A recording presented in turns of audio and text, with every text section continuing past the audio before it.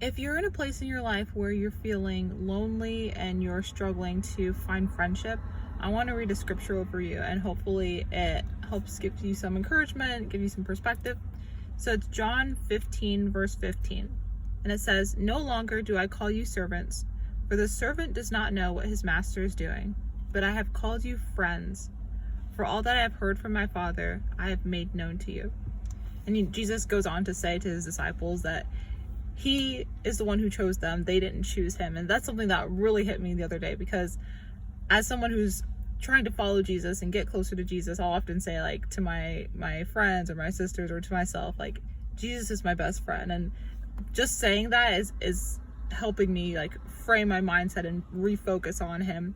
But the other day when I was reading this, what stood out to me is Jesus is saying, like, I've called you friends. So before you decided to choose me, before you decided to put your life in my hands, I already chose you. And I wasn't going to wait for you to choose me in order to choose you. I chose you whether or not you were willing to accept it.